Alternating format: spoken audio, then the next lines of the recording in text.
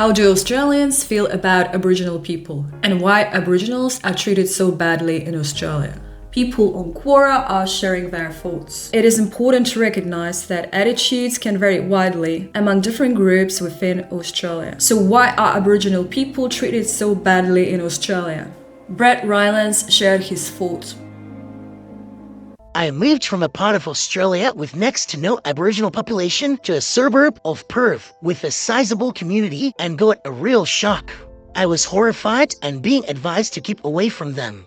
My first job in the area was doing maintenance of a shopping mall, so when 4 young Aboriginal boys asked me to watch their bicycles, I gave them the warmest smile and pretended to change a light bulb for 15 minutes just to keep an eye for them while they went inside. A minute after the road away, a security guard's voice racked over my radio asking all staff in the complex to be on the lookout for Aboriginal youths that have stolen 4 bicycles. I could not believe it. However, I found 2 very dear friends of Aboriginal descent since then and regularly socialized with more. Then he added, Listening to 5 or 6 years old children in the surrounding streets being screamed at and called little cunts before being kicked out of a front door at night and told to fuck off leaves me heartbroken. So many members of our community have lost their front teeth to crack pipes, wander in streets asking passers-by for cigarettes or lay past in parks. They just seem such a lost people, told that their true way of life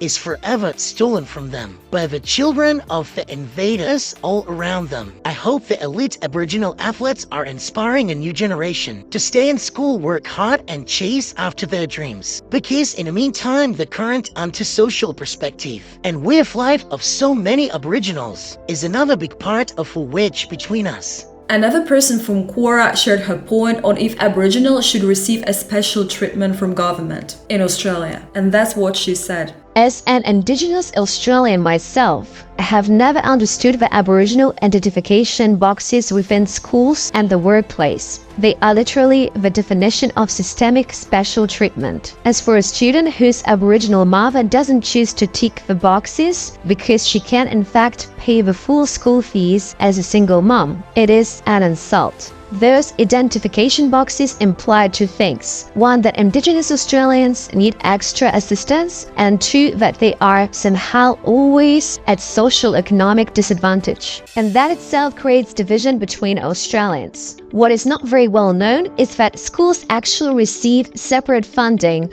on the basis of how many Indigenous students they currently hold. Shameful. This type of separation within the education isn't alone. It is also within the housing sector, which provides separate programs for Indigenous Australians. At school that I attend, there is Indigenous coordinator too. So I asked my school teachers, why would I need to be coordinated any differently than any other student?